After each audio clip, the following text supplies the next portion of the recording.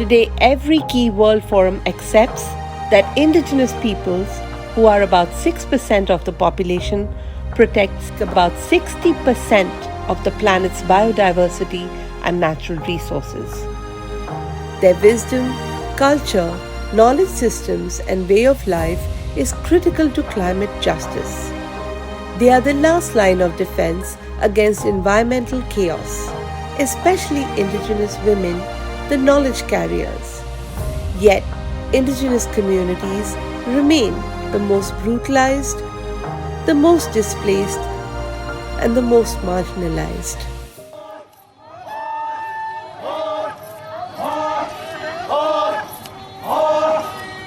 1993, Vienna, World Conference on Human Rights, commemoration session of the International Year of the World's Indigenous Peoples. Mr. President, we are all aware that there is a deep yearning common to all human beings, the yearning for a life of dignity, peace, and security.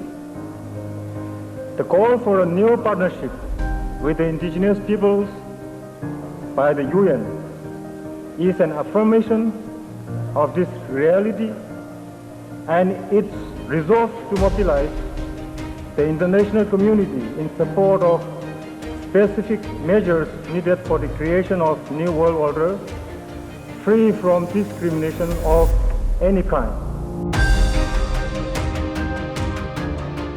A Naga human rights crusader from India, Luingam Luiti, co-founded the Asia Indigenous Peoples Pact in 1993, headquartered in Thailand, a common of 16 indigenous peoples organizations in Asia.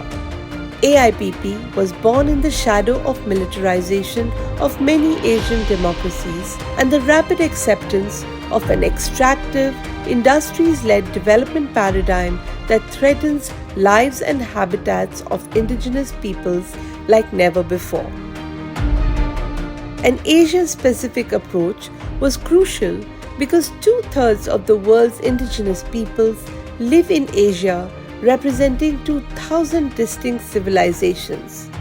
AIPP became the voice and support of the unheard as it mobilized communities to defend their identity, peace, and right to self-determination. Critically, it also created an international platform to speak about human rights. Human rights is also about peace, love, and bonding, and harmonious relationship between people and nature. And that is why indigenous peoples focuses on rituals to help us reach our deepest sense of communion and as well as the highest level of communion, so that we are in harmony with nature and also among the community. The system or institutions that regulates our life is also based on these natural systems and patterns, so that we are not in conflict with the natural system.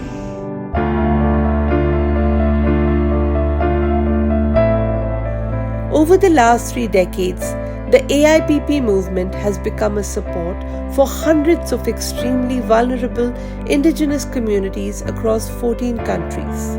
It has 46 members in South Asia, Mekong, Southeast and East Asia, and directly coordinates and supports 5 networks. Work that has found global honor and support. National justice systems often fail to protect collective rights of indigenous peoples in many parts of Asia. There are many examples of repressive actions by governments and private sector.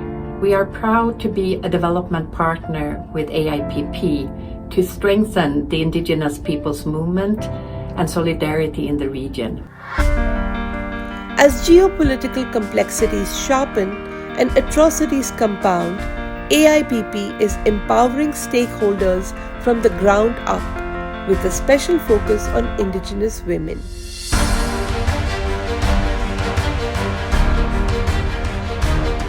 Helping them harness the powers of self-sufficiency, capacity building, local networking, and leadership building so that they can respond collectively and peacefully to state repressions and environmental pillage. AIPP has risen to fight for the first people, a fight that is enmeshed with the fight for the planet. But the fight is long, tough, and patient.